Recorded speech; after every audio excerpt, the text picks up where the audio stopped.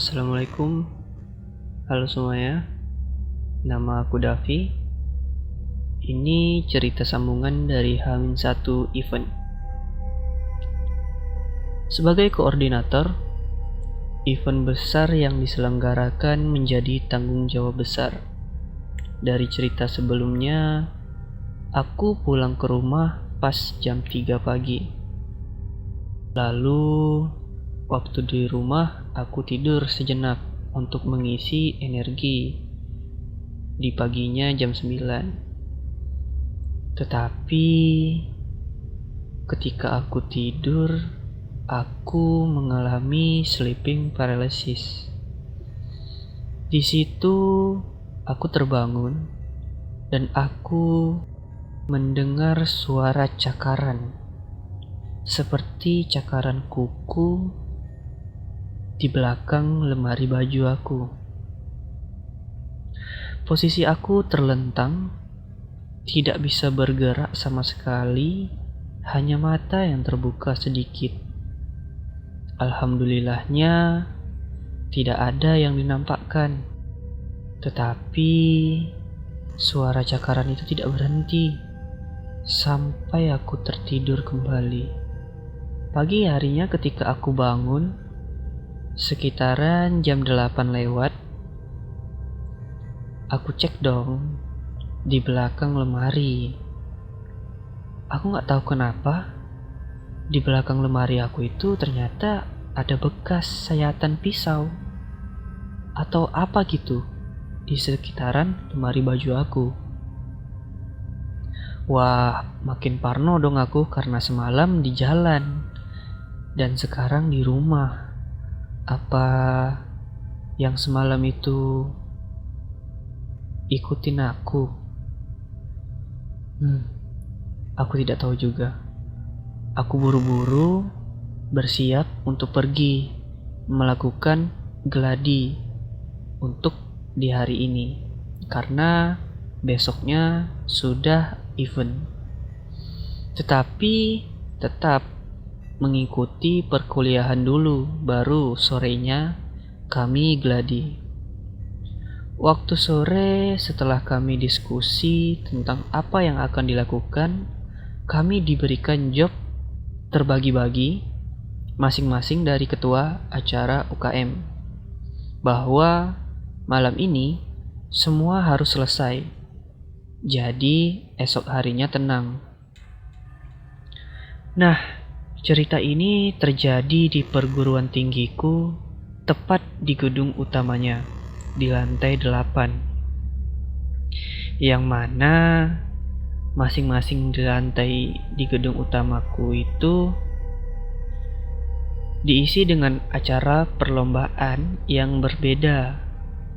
Nah, aku dan temanku bertiga berada di lantai 2. Aku dan 2 temanku lagi ingin ke lantai 7. Kami menggunakan lift untuk naik. Temanku memencetlah tombol 7. Nah, ketika mau sampai di lantai 7, tiba-tiba liftnya lanjut. Di skipnya lantai 7, langsung ke lantai 8. Waktu itu jam menunjukkan pukul 11 kurang. Ya karena kami bertiga, jadi sikap kami ya santai aja. Mungkin ada yang mencet di lantai 8. Tapi kami bingung. Pas lift terbuka di lantai 8, suasananya gelap tanpa ada orang satupun. Situasi udah berubah. Dari santai, ngobrol, menjadi hening seketika. Lalu temanku yang satu ini mencet tombol 7 lagi agar liftnya turun. Pas mau tutup, pintunya terbuka lagi. Makin-makinlah rasa takut kami kan. Dari yang diam dan hening menjadi panik. Untungnya lift cepat menutup dan turun ke lantai 7. Setelah lift turun ke lantai 7, temanku berkata, "Ngeri, lantai 8, gelap betul." Disaut oleh temanku yang satu lagi, "Udah biasa lah gitu, ayo." Aku pun memahami apa yang mereka katakan, dan kami pun bergegas mengerjakan job desk kami masing-masing. Setelah kami selesai beres-beres semua perlengkapan yang ada, aku tiba-tiba kebelet kencing. Aku bilang ke temanku, "Wak, aku ke WC bentar ya, nanti kita turun bareng-bareng." Temanku bilang, "Jangan lama-lama kau, aku juga gak enak nih di sini." Nah, aku pergilah ke toilet di lantai 7. Ternyata toiletnya dikunci oleh cleaning service.